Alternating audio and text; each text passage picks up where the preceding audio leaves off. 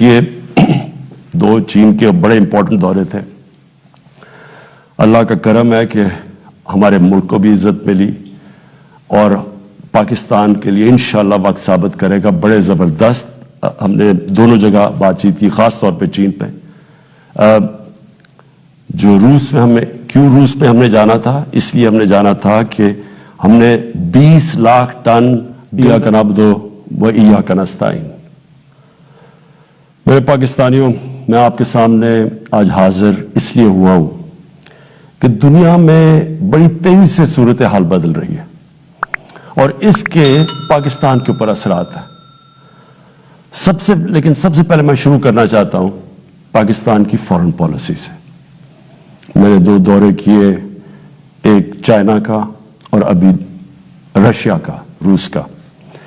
تو میں جو آج آپ کے سامنے سب سے پہلے بات واضح کرنا چاہتا ہوں وہ یہ کہ میرے ماں باپ ایک غلام ہندوستان میں پیدا ہوئے تھے اور جب بھی میں بڑا ہو رہا تھا انہوں نے یہ احساس دلوایا کہ میں کتنا خوش قسمت ہوں کہ میں ایک آزاد ملک میں پیدا ہوں. اور جب سے میں نے سیاست شروع کی, بلکہ اس سے پہلے بھی, میری ہمیشہ یہ خواہش تھی کہ پاکستان کی جو فارن پالیسی ہو وہ آزاد ہو. اب آزاد فارن پالیسی کا کیا مطلب ہے؟ آزاد فارن پالیسی کا مطلب یہ ہوتا ہے کہ ایک قوم اپنے لوگوں کے فائدے کے لیے فارن پالیسی بنائے. وہ فارن پالیسی نہ بنے جو کسی اور کا فائدہ کرے اور اپنے ملک کو نقصان پہنچا دے.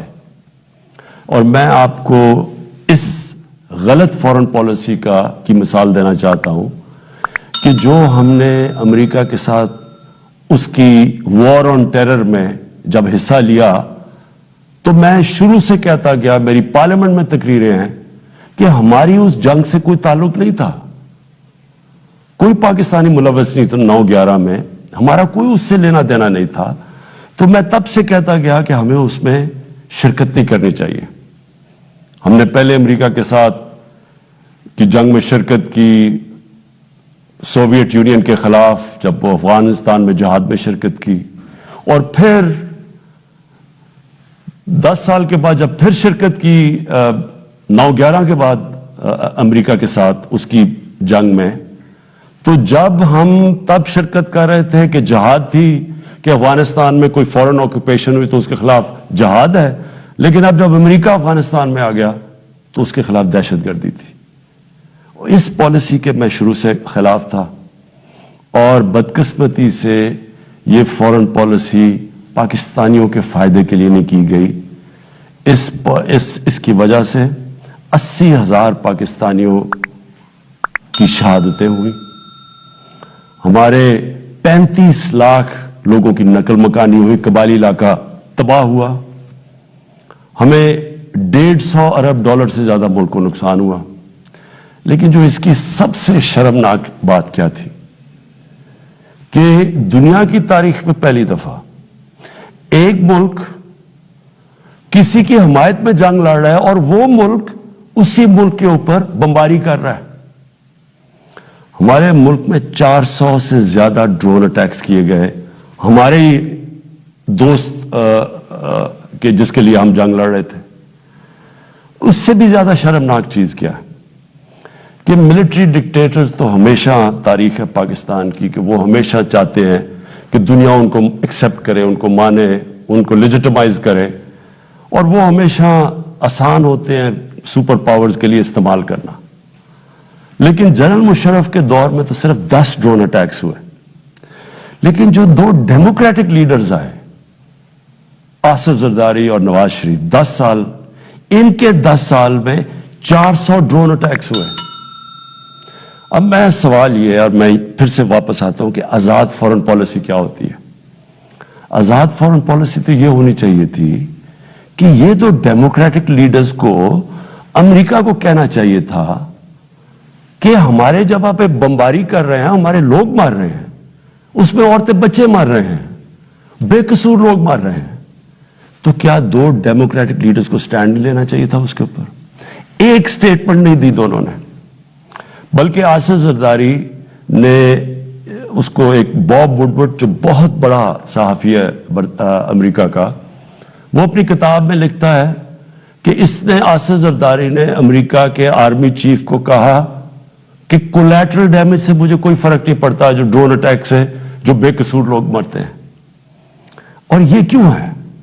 میں صرف آپ کو اس لیے یہ شروع میں بات فارن پالیسی کی یہ اس لیے ہے کہ جب ملک کے سربراہوں کے پیسے اور جائیداد ملک سے باہر پڑی ہوتی ہے، جب ان کے اربوں ڈالرز کی پراپرٹی اور بینک بیلنسز آف شور اکاؤنٹس ہوتے ہیں، وہ کبھی اس ملک کی بہتری کے لیے فائدہ نہیں کرتے، وہ اپنے پیسے بچانے کے لیے کرتے ہیں. اور آج روس کے جو بڑے بڑے بزنس مین جن کو اولیگارکس کہتے ہیں، جن کے پیسے پڑے ہوئے ہیں لندن اور جن کی پراپرٹیز ہیں وہاں، آج جب سے یہ جنگ شروع ہوئی ہے انہوں نے سب فریز کرنے شروع کر دیے، ضبط کرنے شروع کر دیے جو ان کے پیسے پڑے ہوئے ہیں، ان کے بزنس مین کے پیسے پڑے ہوئے ہیں مغربی بینکس میں اور مغربی کیپٹلز میں. تو اس لیے ہمارے ملک کی پالیسی آزاد ہو ہی نہیں سکتی. اور میں اپنی قوم کو آج کہنا چاہتا ہوں، آپ جب ووٹ ڈالیں تو یہ سمجھ جائیں کہ اگر اس ملک میں آپ آزاد فارن پالیسی چاہتے ہیں تو کبھی اس پارٹی کو ووٹ نہ ڈالیں جن کے سربراہ کے پیسے اور دولت اور جائیداد ملک سے باہر پڑی ہیں. وہ کبھی آزاد فارن پالیسی نہیں بنائیں گے. میں نے جتنے بھی دورے کیے، 2 چین کے بڑے امپورٹنٹ دورے تھے. اللہ کا کرم ہے کہ ہمارے ملک کو بھی عزت ملی اور پاکستان کے لیے انشاءاللہ وقت ثابت کرے گا. بڑے زبردست ہم نے دونوں جگہ بات چیت کی، خاص طور پہ چین پہ.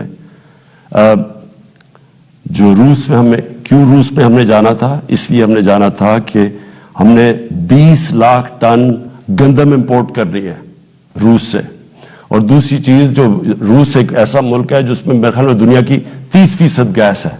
تو آگے جس طرح پاکستان کی گیس کم ہو رہی ہے، ہم نے انشاءاللہ ان سے ہم نے جو معاہدے کیے ہیں کہ ان سے ہم گیس امپورٹ کریں گے. اور چین کے سامنے ابھی تھوڑی دیر کے بعد انشاءاللہ اس قوم کے سامنے آ جائے گا کہ جس طرح کے چین کے ساتھ ہمارے معاہدے ہوئے ہیں، اور خاص طور پہ سی پیک کا جو دوسرا فیز ہے.